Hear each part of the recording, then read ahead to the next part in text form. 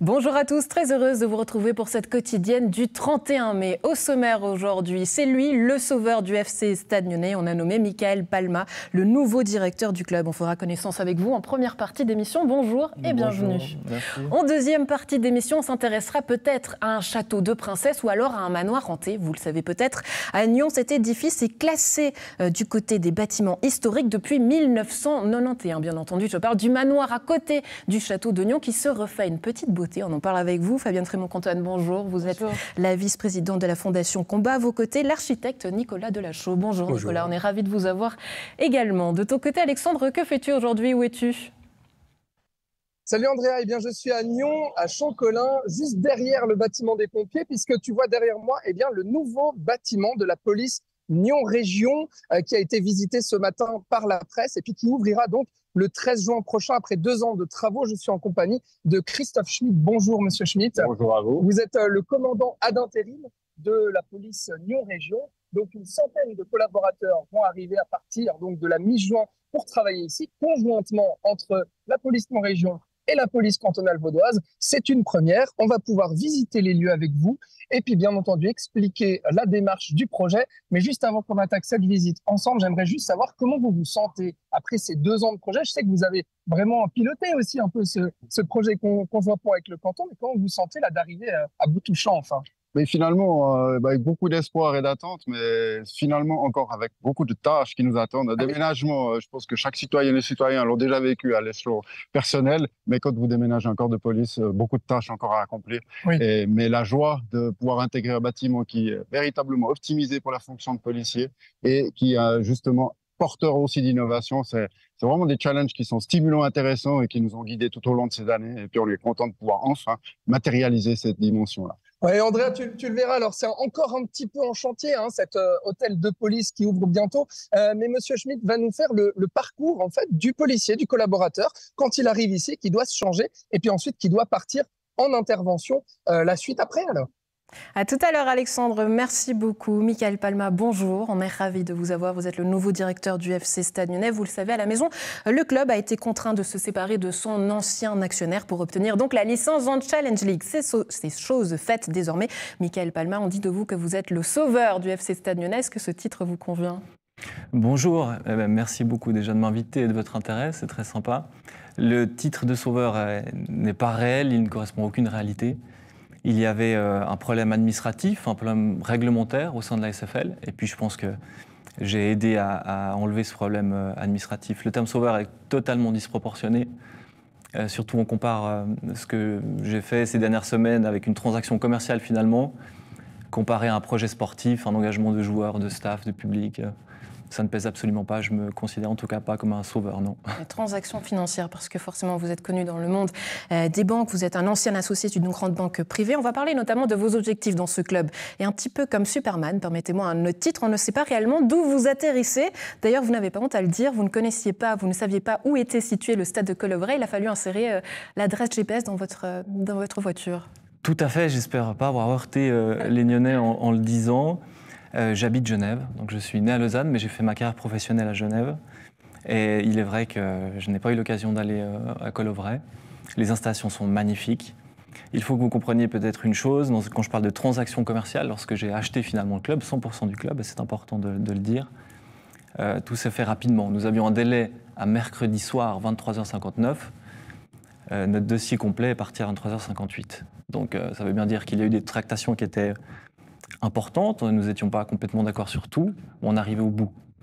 Et je relève aussi quand même la générosité de la famille Sirmakès, de Sassoon Sirmakès qui a vendu le club, parce qu'il aurait pu très bien le garder et puis finalement ne pas permettre au Stade Lyonnais de monter en Challenge League. Et ça a été chose qui a été faite. Mais les tractations étaient comme une négociation, pas toujours simple, où chacun doit faire des efforts. Et il a fait sa partie pour le bien du club et de la région, et j'ai fait ma partie également. Oui, donc tout s'est passé dans les règles de l'art, c'est ce que vous nous dites aujourd'hui. J'aimerais revenir un petit peu sur votre parcours et notamment comprendre qu'est-ce qui a fait que vous vous soyez intéressé à ce club finalement. Eh bien, j'ai eu une expérience en tant que président d'un club dans le canton de Genève, qui est l'Étoile Carouge, qui était une expérience magnifique. Nous avons pu faire une promotion lors de ma première année de présidence. Le foot, ce sont des valeurs, c'est de l'émotion. Et c'est de l'émotion pas uniquement lorsque l'on gagne, c'est l'émotion, c'est la facile. C'est l'émotion lorsque l'on perd, c'est l'émotion lorsqu'on prend un carton rouge, c'est une émotion quand il y a de l'injustice. Et tout ça fait que c'est finalement un sport qui est vraiment basé sur l'émotionnel. C'est quelque chose qui me plaît. Oui. L'aventure entrepreneuriale. Pardonnez-moi, est-ce que c'est peut-être aussi une passion qui est familiale? Est-ce que ça vient aussi de vos origines? Vous êtes d'origine espagnole. On sait que les Latins, pour eux, le foot, c'est presque une religion. Est-ce que c'était quelque chose qui était aussi comme ça à la maison, chez vous? Alors, je ne vais pas parler de religion ici parce que mes grands-parents sont venus ici. Il fait partie de ces premières vagues d'immigration espagnole, donc la religion n'avait pas forcément bonne presse comme l'avait l'Église, donc ce n'est pas un comparatif qui est bon pour un Espagnol. Mais en effet, mon père est de la région de Madrid, est né à Madrid, et ma mère est née à Barcelone. Donc effectivement, des capitales mondiales du football. Et puis, mon grand-père était un fan du Real Madrid, comme l'était mon père, mon oncle et toute la famille. C'est clair que la passion prend souvent le dessus dans ce genre d'initiative, c'est clair. Est-ce qu'on pourrait imaginer que Karim Benzema, du coup, finisse sa retraite peut-être à Nyon? Ça se négocie actuellement d'ailleurs. Est-ce que là, vous êtes aussi sur le coup? Tout est toujours négociable. Il faut voir de nouveau quel est le projet sportif. Ouais. Vous imaginez bien que ce serait mon rêve que M. Benzema nous rejoigne un jour. Mais je pense qu'aujourd'hui, la priorité n'est pas celle-là. Je viens d'être propriétaire de ce club, ça fait quelques jours. Ça fait depuis, il y avait une clause suspensive à ce contrat, et je pense que c'est important de le dire. Elle était conditionnée à l'obtention du précieux sésame. Sinon, l'opération ne se faisait pas, et ça n'avait pas vraiment de sens. Donc pour vous dire, ça fait quelques heures que je suis président du club, de cette première équipe. Et puis aujourd'hui, place à finaliser les contrats pour les joueurs. La plupart de l'effectif va rester.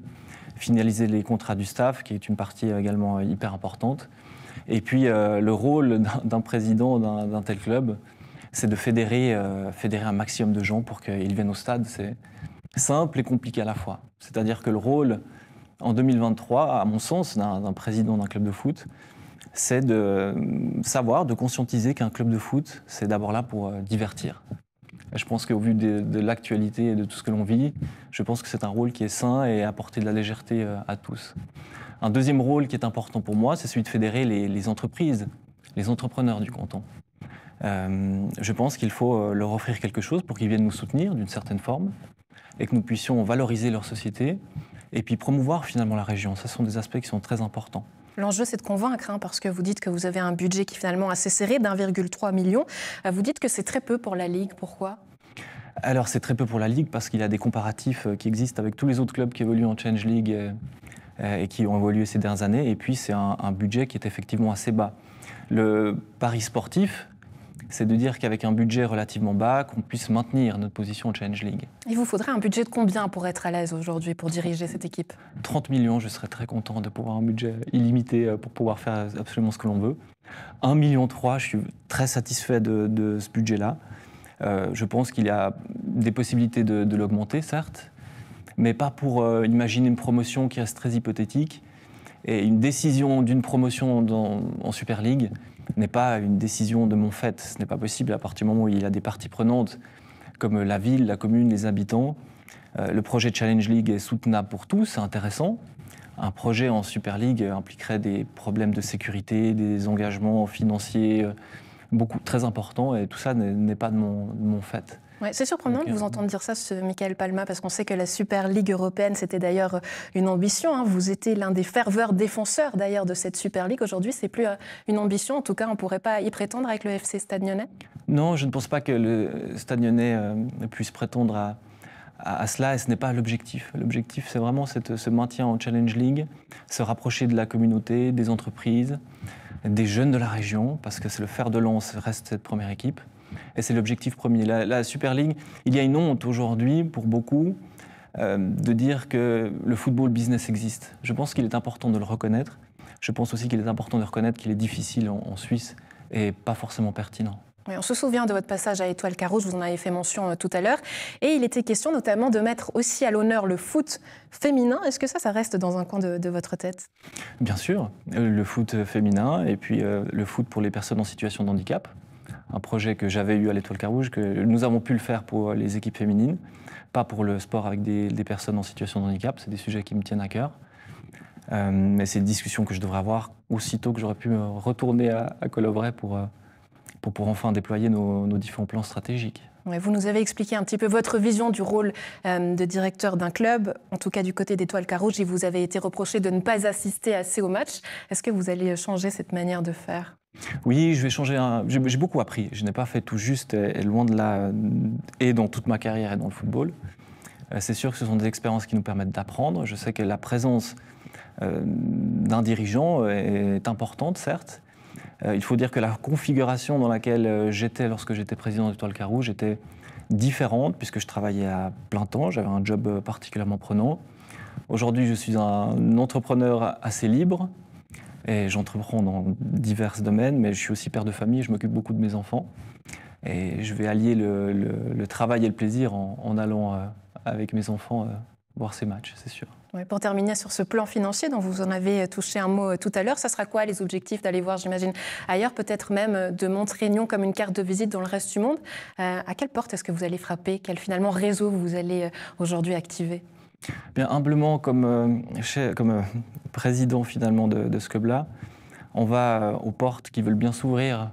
C'est-à-dire que je pense qu'il ne faut pas perdre trop de temps à solliciter des gens qui ne trouveraient pas forcément d'intérêt en termes de visibilité.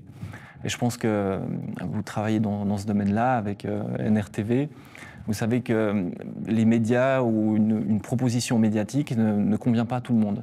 Donc je pense qu'il y a un filtre important que nous devons faire. Il ne faut pas aller taper à toutes les portes et puis faire une sorte de créer un nuage finalement. Il faut être très précis dans ce qu'on recherche. Palma, le foot, est-ce que c'est pas justement aujourd'hui le monde du spectacle ?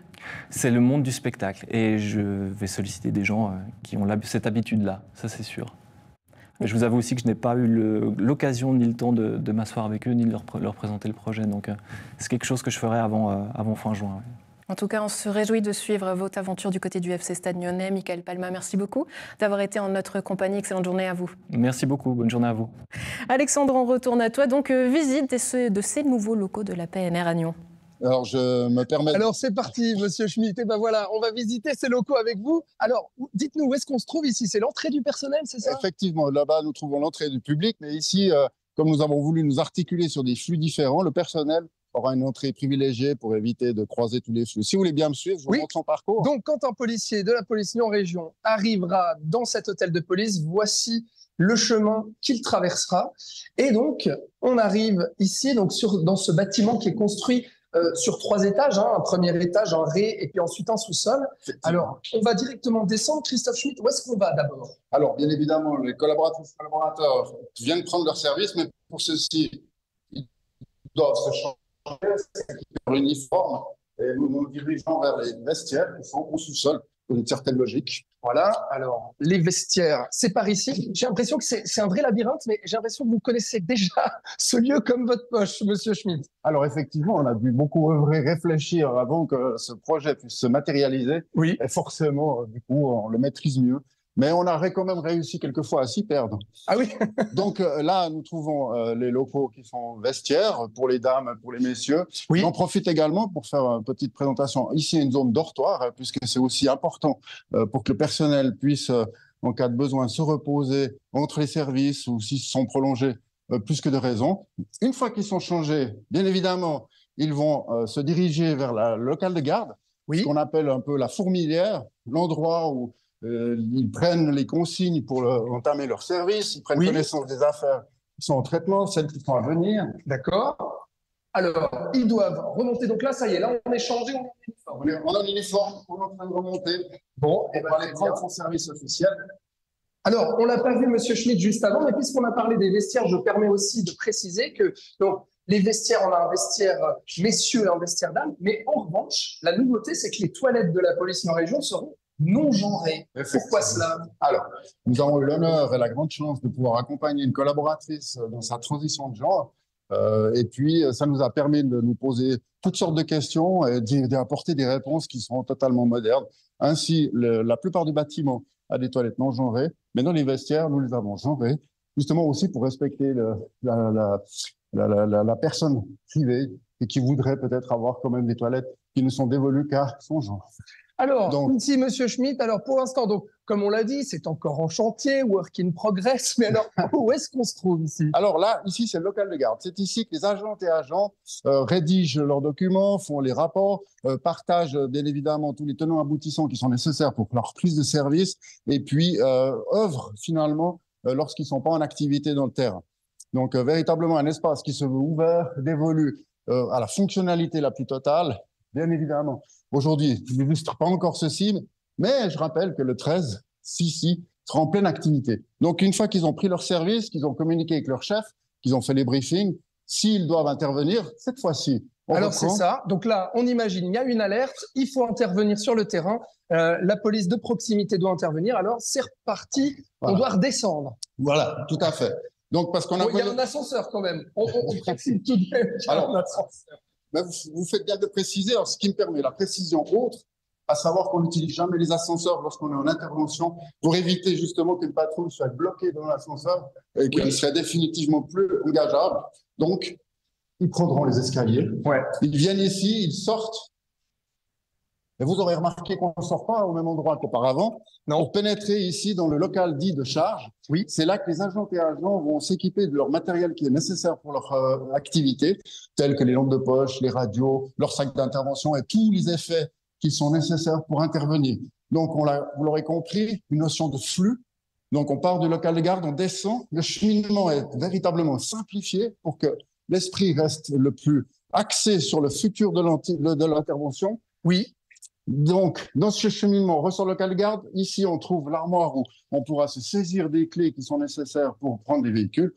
Et ensuite, on arrive au véhicule. Alors, je te préviens tout de suite, Andrea, c'est juste un peu déceptif parce qu'on ne va pas voir les voitures des policiers ici, puisque pour l'instant, bien entendu, il n'a pas été officiellement habité ce lieu. Mais alors, donc, parlez-nous ici des places de stationnement. Ça paraît immense, ce garage. En fait, il l'est, puisqu'il est vide, donc du coup, la dimension est importante. Mais néanmoins, il est là en capacité d'accueillir 10 véhicules, de ceux de la police Lyon-Région ainsi que ceux de la police cantonale. Cet espace est voulu large parce qu'on voulait véritablement, toujours dans cette dimension de focalisation sur l'anticipation de l'intervention, avoir l'esprit libre. C'est-à-dire que l'agent ou l'agent, quand il pénètre dans le véhicule, n'a pas besoin de proposer à son camarade « ouvre d'abord la porte, vas-y », etc. Et aussi, dans le cadre des mesures de sécurité et santé au travail, c'est vrai que si vous devez commencer à avoir tout votre matériel, à vous tordre dans tous les sens, c'est pas aisé et c'est même péjorant pour la santé. Donc, véritablement, ici, en chaque pilier, vous trouvez un espace pour 2 véhicules. Puis c'est ce qui permet justement de focaliser dans le futur de l'intervention. Eh bien, merci beaucoup, Monsieur Schmitt. Alors, je vais juste vous poser une dernière question, puisque donc vous êtes le commandant ad intérim de police Nyon-Région depuis 2 ans et demi, c'est ça. Et puis, alors, ce poste de commandant va être remis au concours auquel vous allez participer, puisque vous espérez devenir officiellement le commandant de la police Nyon-Région. Juste en 2 mots, c'est quoi le travail d'un commandant de police ? Alors finalement, nous avons une particularité, je tiens à le souligner, nous avons un organe bicéphale avec une dimension institutionnelle qui est pilotée par le secrétaire général, M. Sébastien Fayetta, et la dimension opérationnelle plutôt uniformée qui est la gestion sous mon égide. Véritablement, c'est le pilotage d'un corps de police en termes administratifs, en termes institutionnels, le RH, toutes les dynamiques que vous pourriez trouver au sein d'une entreprise. Parce que finalement, le mot entreprise, il est assez juste. Aujourd'hui, dans une activité de police moderne, il faut vraiment gérer l'idée, son personnel, mais aussi le manager avec les dimensions humaines et aussi des fois inhumaines dans les décisions, etc. Et c'est pas rien, on parle de 80 employés sous vos ordres quand même. Effectivement, la police Nyon-Région s'est déployée. Aujourd'hui, on a quelques petits soucis d'effectifs, mais c'est une tension qui malheureusement est très connue et qui impacte pas mal des services de police au niveau cantonal. Mais néanmoins, oui, effectif plein, nous sommes 82 collaboratrices et collaborateurs. Voilà, plus environ donc une vingtaine de la police cantonale vaudoise qui donc rejoindront aussi Police Nyon-Région à partir du 13 juin dans ce bâtiment. Monsieur Schmitt, merci déjà pour cette visite. Andrea, tu en verras plus de la visite avec les images que j'ai tournées ce matin. Et puis ensuite, on va voir justement la commandante de la police cantonale vaudoise ainsi que la présidente de Police Nyon-Région, Roxane Faro, qui vont justement me parler un peu plus largement des dimensions plus politiques de ce projet. À tout à l'heure. À tout à l'heure, Alexandre, merci beaucoup. On ouvre à présent notre page suivante en compagnie de nos invités. Fabienne Frémont-Contonne, vice-présidente de la Fondation Combat, et Nicolas Delachaux, architecte. Je vous en prie, venez me rejoindre sur ce plateau. Avec vous, on va parler du manoir à Nyons qui fait peau neuve, classé monument historique depuis 1991. La maison forte qui jouxte le château de Nyons sera rénovée. Les travaux débuteront d'ici quelques jours. Bonjour à vous deux, on est ravis de vous avoir. Nicolas, permettez-moi de commencer cette discussion avec vous. Vu que vous êtes architecte, j'imagine que cette visite vous a captivé votre attention? Tout à fait, absolument. Ouais, est-ce que vous avez déjà mis la main à la pâte dans la conception peut-être d'un bâtiment de police ou ambulance ou autre chose du même genre? Ça viendra peut-être un jour, effectivement, avec notre bureau, le bureau Glatz Delachaux. On participe à des projets très, très divers, mais effectivement pas encore dans ce domaine-là. Alors avec vous, on va parler de ce manoir qui fait donc peau neuve. Alors c'est un manoir qui date du XIIIe siècle, figure parmi les plus anciens bâtiments de la ville de Nyons. On en entend souvent parler comme peut-être une maison fantôme, mais il y a tout un mystère qui est autour de cet édifice. Fabienne Frémont-Contonne, rappelez-nous, quelle est l'histoire de ce lieu? C'est une maison effectivement qui remonte jusqu'au XIIIe siècle. Après, il y a eu des adjonctions. Plusieurs familles l'ont possédée, des familles d'importance pour Nyons. Et puis après, les choses, pendant plusieurs siècles, vont dans la famille Comte, qui devient Combat. Et si on veut raccourcir l'histoire, deux frères Combat se partageaient le manoir le siècle passé. Chacun a donné en héritage une moitié du manoir à l'un à sa femme, l'autre à ses enfants.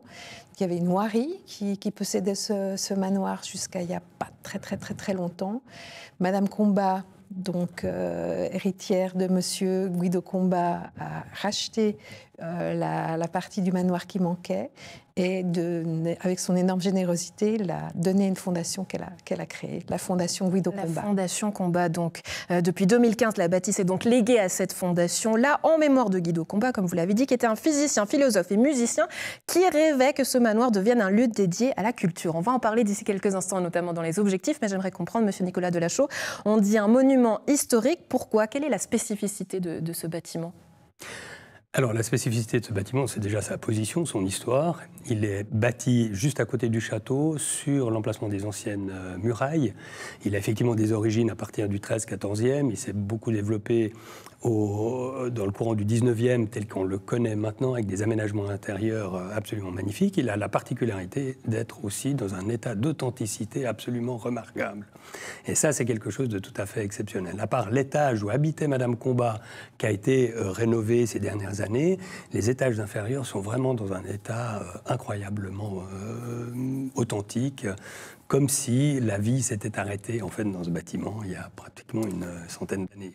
Oui, alors c'est vrai que c'est un lieu qui est assez magique, je l'ai dit tout à l'heure, mais c'est finalement un travail qui va demander une certaine finesse, presque comme du travail en dentelle, permettez-moi l'expression.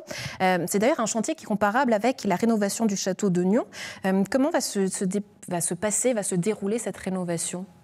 Alors, d'abord, c'est une opération sur laquelle on travaille depuis très très longtemps, par tout petits bribes, jusqu'à ce qu'on arrive maintenant à la situation où on peut vraiment lancer une vraie opération de sauvegarde. C'est d'abord un travail interdisciplinaire, c'est un travail d'équipe, l'équipe de notre bureau, pour commencer, avec toute une série de mandataires, archéologues, historiens, restaurateurs, spécialistes des différentes disciplines du patrimoine.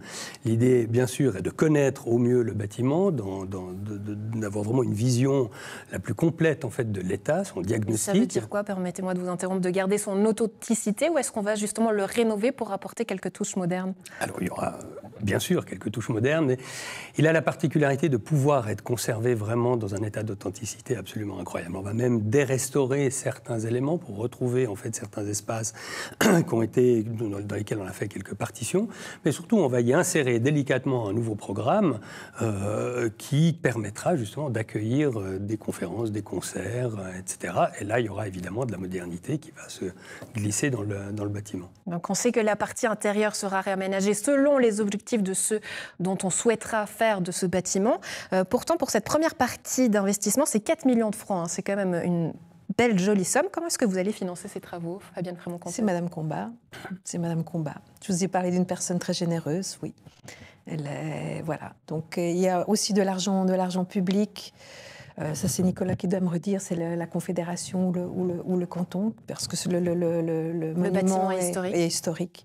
Mais non, c'est une mécène, enfin, voilà. Ouais. Donc, ce qui nous intéresse, c'est l'intérieur de ce bâtiment. Qu'est-ce qu'il en sera fait aujourd'hui? Vers quoi vous vous dirigez, Fabienne Frémont-Contennes? Est-ce qu'on peut déjà en dire un petit mot quand même? Parce que on l'a dit, c'est un rêve. Hein. Oui, c'est un rêve. Les statuts de la Fondation précisent qu'elle est dédiée à remettre en état ce patrimoine historique et aussi bien sûr de l'entretenir et de le dédier à une maison de la culture. Il est mentionné que qu'il est plus particulièrement destiné à des jeunes talents en devenir. Voilà, donc ce qu'on va faire pendant ces prochaines années au Conseil de Fondation, c'est réfléchir à ce type de programme et puis évidemment à son financement. Parce que là, il n'y a pas encore d'argent pour financer ni les entretiens courants, ni la future saison culturelle. Ouais, Fabienne Frémont-Contennes, vous êtes ancienne municipale, notamment aussi d'ailleurs de la culture à Nyon, donc vous en savez quelque chose au niveau des stratégies. Comment ça va se passer justement? Est-ce que la ville de Nyon aura son mot à dire ou en tant que fondation, vous restez totalement indépendante? Comment ça va se passer cette mise en place finalement et ses objectifs pour cette maison? Parce qu'on sait qu'à Nyon, et les artistes surtout ont toujours besoin d'espace, on souhaite en faire quelque chose. Nyon connue comme ville de festival, ça sera quoi l'objectif de cette maison? Donc la fondation, elle est privée, donc elle va évidemment rester privée, ce qui permet de la liberté, d'aller chercher de l'argent aussi de manière indépendante. Mais c'est évident que le lien avec la ville va être étroit. Imaginez que le musée romain est juste à côté, le manoir est construit sur des blocs romains, le jardin est absolument extraordinaire, donc il devra, c'est assez évident, être ouvert au public. Et puis la maison de la culture, elle a un but aussi d'être ouverte à certains publics à certains moments. Donc oui, évidemment, il faudra parler et s'entendre avec la ville. Ouais, donc on a déjà 3 musées qui sont importants à Nyon. Quand on dit maison de la culture, qu'est-ce que ça évoque chez vous et dans votre côté d'architecte forcément? Le bâtiment est en soi déjà un bâtiment culturel. Le patrimoine est culturel. Donc on est au cœur, en fait, entre, comme le disait Fabienne, entre le château et le musée romain. C'est vraiment une situation tout à fait stratégique de ce bâtiment. Il est sur la ligne de vue, en fait, de la ville. Quand on vient en bateau, par exemple, depuis Genève, c'est le premier bâtiment que l'on voit sur la colline. Il cache d'ailleurs le château. On découvre le château. Mais à l'inverse, on ne peut pas forcément voir à l'intérieur. Et qui dit artiste, on a souvent envie de pousser les portes. Est-ce que justement, là, il va y avoir peut-être plus de visibilité? Alors, très certainement, avec les activités qui seront organisées dans le bâtiment. Il y a des salles, des très beaux salons dans lesquels ce sera tout à fait facile de faire de la musique de chambre, de donner des conférences. Il y a des très belles caves aussi dans lesquelles on peut imaginer des concerts de jazz ou d'autres types de musique. Et ceci en lien avec ce fameux jardin, tout en longueur, le long en fait, de la muraille, un extraordinaire jardin dans lequel il y aura très certainement aussi des activités culturelles très intéressantes. Donc si on reprend le plan intentionnel des travaux, début des travaux donc pour ce début du mois de juin, quand est-ce que sera terminée cette première partie des travaux? Alors on prévoit ces travaux jusqu'en 2025. C'est d'abord les travaux de l'enveloppe, la restauration de l'enveloppe. Le bâtiment a atteint vraiment ses limites en termes de capacité de sauvegarde. En fait, le moindre mauvais temps, orage, génère, on l'a vu l'été passé avec un orage un tout petit peu plus violent, on a eu vraiment des gros dégâts en toiture, très difficile à restaurer parce que toutes les sécurités pour y accéder sont en trop mauvais état. Donc la seule bonne solution maintenant, c'est monter effectivement un échafaudage avec une toiture provisoire, un peu comme ça avait été fait pour le château, pouvoir protéger en fait le monument et de pouvoir travailler sur les charpentes, sur la toiture, sur les façades, les encadrements en molasse, les contrevents, volets, etc. Bref, toute l'enveloppe qui assure en fait la sécurité du bâtiment. Une fois que ces travaux seront terminés, on enlève l'échafaudage, on sera donc en 2025, on pourra traiter les pieds de mur, les assainissements, les canalisations, et puis glisser le programme en fait, culturel à l'intérieur, la restauration des espaces intérieurs et la mise en place en fait, de ce qui est nécessaire pour organiser en fait, ces manifestations. Et ces fameux concerts peut-être, et en tout cas voir émerger cette fameuse maison de la culture. Fabienne Frémont-Contennes, Nicolas Delachaux, merci beaucoup d'avoir été en notre compagnie. Excellente journée à vous deux. Merci à vous, merci. Bonne journée à vous aussi. Alexandre, on retourne donc à toi, toujours dans les nouveaux locaux de la PNR. Oui, tout à fait. J'ai été rejoint par Madame Sylvie Bula. Bonjour à vous. Bonjour. Vous êtes la commandante de la police cantonale vaudoise et Roxane Faro. Bonjour à vous aussi. Bonjour Alexandre. Alors, vous êtes municipale à Nyon et puis vous êtes aussi la présidente de police Nyon Région. Alors déjà, peut-être, Roxane, dites-nous où est-ce qu'on se trouve ici? Alors, mis à part que c'est encore en chantier, on le précise encore, mais où est-ce qu'on se trouve ici? Alors, on est dans la salle de réunion AS1 qui se trouve au premier étage du nouveau centre de police à Nyon. Voilà, avec donc on voit l'extérieur derrière un patio justement avec une cafétéria qui est encore un petit peu plus loin pour un espace de détente. Roxane Faro, j'aimerais savoir ce que ça représente pour vous justement après ces 2 ans et demi de projets, de travaux, même si on remonte plus loin, l'initiation de ce projet d'hôtel de police, là d'arriver à bout touchant le 13 juin l'ouverture, qu'est-ce que ça représente pour Police Nyon Région? Ben, ça représente 8 ans de travail, ça représente la dernière pierre nécessaire à notre accréditation définitive. Ça représente un accueil pour la population totalement différent de ce qu'on peut offrir aujourd'hui à la place du château. Ça représente 2 corps de police sous le même toit, mais la commandante rentrera dans les détails. Et puis, ça représente des conditions de travail pour nos collaboratrices et collaborateurs, quelque part dignes du métier difficile qu'ils ont décidé d'embrasser. Ouais, effectivement, donc on a parlé de la place qui est octroyée justement à la fin pour les flux, les salles de réunion, les salles de préparation avec Monsieur Schmitt tout à l'heure.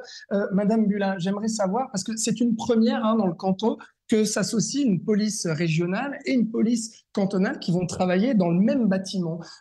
Pourquoi avoir fait ça déjà? Et puis qu'est-ce que ça va changer concrètement? Alors, le but pour nous, c'est de simplifier la vie du citoyen. Effectivement, la collaboration, la coordination entre les polices de ce canton, mais ça, c'est notre quotidien à toutes et tous. Par contre, le fait de pouvoir, dans le rapport aux citoyens, simplifier les flux, permettre d'avoir un seul guichet dans lequel on pourra prendre en charge la personne, quels que soient ses besoins, ses attentes, ses problèmes, l'orienter au bon endroit sans devoir lui demander de reprendre rendez-vous ailleurs, etc.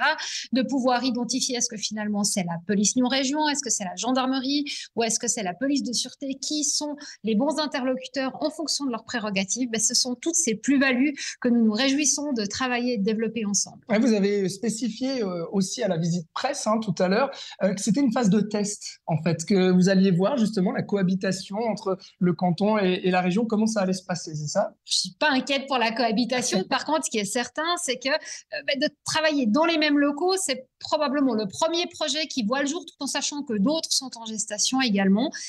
La police coordonnée veut ainsi qu'on puisse développer des processus et des projets pilotes dans le but de pouvoir les répliquer. Ouais. Ça permet notamment de voir quels sont les processus sur lesquels on a des synergies, on peut mettre en commun nos ressources pour être plus efficace ou gagner un petit peu de temps vis-à-vis notamment des prestations aux citoyens. Un petit mot, Madame Bula, je sais que la police vaudoise rentre dans une phase de recrutement. Ça veut dire quoi? Que les enjeux, justement, c'est d'arriver à trouver du personnel formé?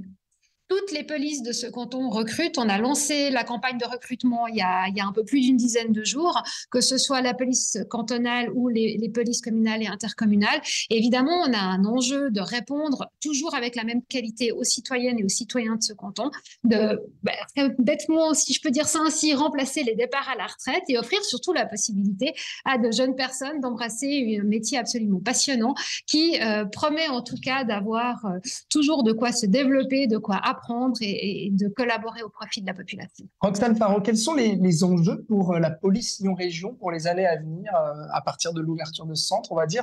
Quels sont les objectifs futurs et les enjeux? Bon, je crois que l'objectif principal, c'est de continuer à faire ce qu'on sait le mieux faire, c'est-à-dire la police de proximité. On est vraiment une police sur 3 communes, les communes de Cran, Prangin et Nyon, avec bien évidemment un savoir-faire qui est nécessaire dans un cadre comme notamment les villes. Il y a toute une complémentarité entre le travail de la police cantonale, de la gendarmerie, et puis des ressources un peu différentes, avec un travail un peu différent. Finalement, une connaissance terrain, un travail en partenariat avec les autres services de la ville, notamment le service de la cohésion sociale, où il y a là finalement toute une émulation pour être dans cette proximité, dans la meilleure connaissance possible des citoyennes et citoyens qui constituent voilà, notre population. Oui, un dernier mot sur peut-être la place du commandant. On sait que ce poste, justement, est à pourvoir. Hein. On en a parlé juste avant avec Monsieur Schmitt, qui va concourir justement pour devenir officiellement commandant.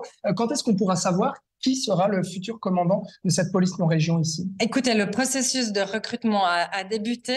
Maintenant, il va se faire selon une méthode et nous devrions être en capacité de communiquer à l'automne. À l'automne, voilà, pour le nouveau commandant. Et je vous remercie à toutes les deux, mesdames, donc, de m'avoir accordé cette interview. Et puis, alors, bonne fin de chantier, j'ai envie de dire. Et puis, ensuite, bon déménagement dans cet hôtel de police nouveau. Donc, ici, à Nyon, Andrea.